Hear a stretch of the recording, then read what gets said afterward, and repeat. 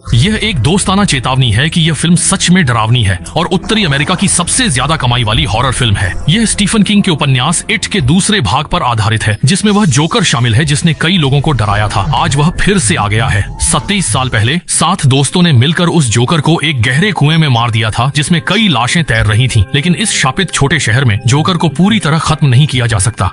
वह हर 27 साल बाद लौटता है और मासूम बच्चों को धोखा देकर खा जाता है। इस बार पहले के 7 लोग अलग अलग दिशाओं में जा चुके हैं और उनका संपर्क नहीं है, लेकिन वादे के कारण वे 27 साल बाद फिर इकट्ठा होते हैं। बाकी 6 लोग समय पर पहुंचते हैं, लेकिन कर्ली का कोई अता पता नहीं होता। सबको लगता है कि वह देर से आएगा, इसलिए ध्यान नहीं देते और खाने के साथ अनुभवों पर बात करने लगते हैं।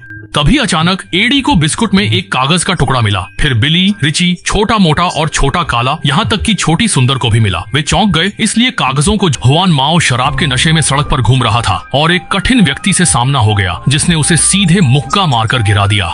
फिर उसने अपने छोटे भाई संग मिलकर उसे बेरहमी से मुड़कर एक अजीब छवि देखी, जिसमें किसी ने दाहिने हाथ में जुआन माओ की लाश पकड़ी थी और चेहरे पर डरावनी मुस्कान थी। इसके बाद उसने दांतों से भरे बड़े मुंह को खोला और जुआन माओ को काट लिया। इस भयानक दृश्य से साथी डर के मारे चीख उठे, लेकिन अगले ही पल जोकर ने अचानक सिर उठाया और जुआन माओ का दिल बाहर निकाल लिया।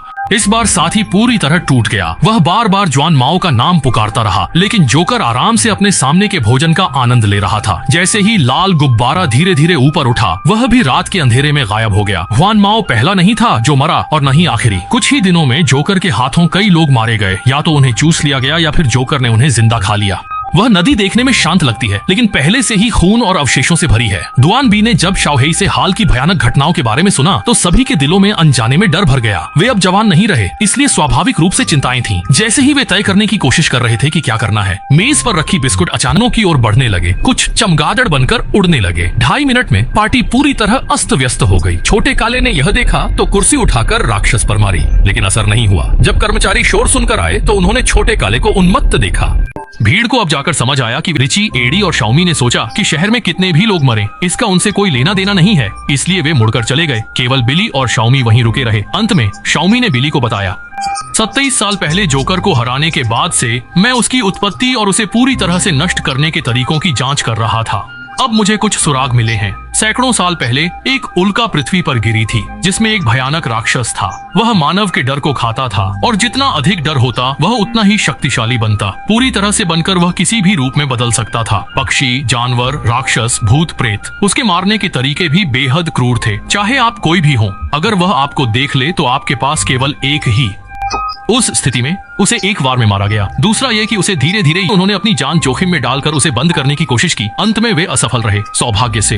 हालांकि अनुष्ठान असफल रहा, इंडियंस ने एक उपाय छोड़ा। जोकर की शक्ति मानव के भय से आती है और भय को हराने का तरीका है अपनी आस्था को पुनः प्राप्त करना। अब उन्हें अपने बचपन के प्रतीकों को ढूंढना है, दिल की आस्था को पुनः प्राप्त करना है और फिर से अनुष्ठान करना है, जिसमें प्रतीकों को भगवान को अर्पित करना है, जिससे जोकर को नष्ट किया जा सके। यह जानने के बाद दोनों ने अन्य लोगों को ढूंढा और समझाने के पश्चात वे अपने विश्वास के प्रतीक खोजने के लिए निकल पड़े। 20 वर्षों के बाद छोटी में अपने पुराने घर लौटी और एक वृद्ध महिला से पता चला कि उसके पिता का स्वर्गवास हो चुका है। वह दुख को अनदेखा कर कमरे में गई और खोजबीन करने लगी। अंततः उसने एक कोने में अपने पूर्व प्रेमी के लिखे प्रेम पत्र पाए, जिनमें गहरी भावनात्मक बातें थीं। शाओमी को अचानक अपने बीते हुए युवावस्था की याद आ गई। जब वह यादों की खुशी में डूबी हुई थी, तभी दरवाजे पर खड़ी बूढ़ी दादी अचानक पागल हो गई, लेकिन फिर शांत होकर छोटे में के सामने आ गई। दादी ने विशेष रूप से छोटे में के लिए बिस्कुट बनाए, लेकिन छोटे में ने अनजाने में देखा कि दादी के सीने पर एक बड़ा सा निशान है। उसने सोचा कि शायद यह दादी की गलती से हुआ होगा, इसलिए उसने ध्यान नहीं दिया। लेकिन जैसे ही दादी ने छोटे में को बिस्कुट देने के लिए हाथ बढ़ाया, उसने सुना कि उस अंधेरे रसोई घर से अचानक तेज कदमों की आवाज आ रही है।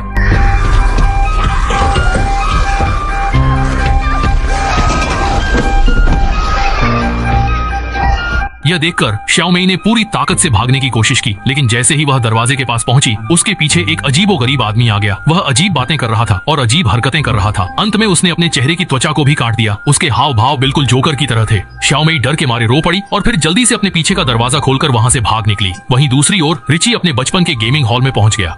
सालों बाद यह जगह खंडहर बन चुकी थी और यहाँ मकड़ी के जाले थे। जल्द ही रिची को एक गेम का सिक्का मिला और वह अपने पुराने दिनों को याद किए बिना रह नहीं सका। लेकिन इसके अलावा डरपोक रिची घबराते हुए गेमिंग हॉल से बाहर निकला और खाली चौराहे पर डरते हुए पहुंच और अचानक शांति छा गई और वह विशालकाय राक्षस भी उसी तरह चौराहे पर लौट आया, मानो कुछ मुझे आपकी बहुत याद आई।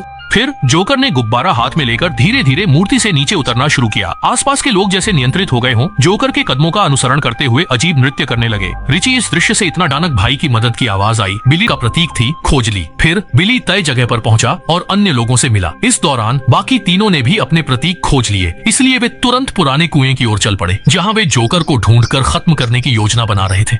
कई साल बाद भी यह जगह अब भी अंधेरी और डरावनी है, लेकिन वे 6 लोग अब पहले जैसे छोटे लड़के नहीं रहे। वे बिना डर के टॉर्च लेकर अंदर जाते हैं, जोकर को खोजने के इरादे से। उनके दिल में कोई हलचल नहीं थी, फिर भी उन्होंने जोकर की चालबाजियों को कम आंका। वहां आए ज्यादा समय नहीं हुआ था कि अचानक मोटू ने जोर से चीख मारी कि कमर पर अचानक एक घाव उभर आया जो तेजी से बढ़ने लगा, यहाँ तक कि अंत में छोटू का शरीर भी।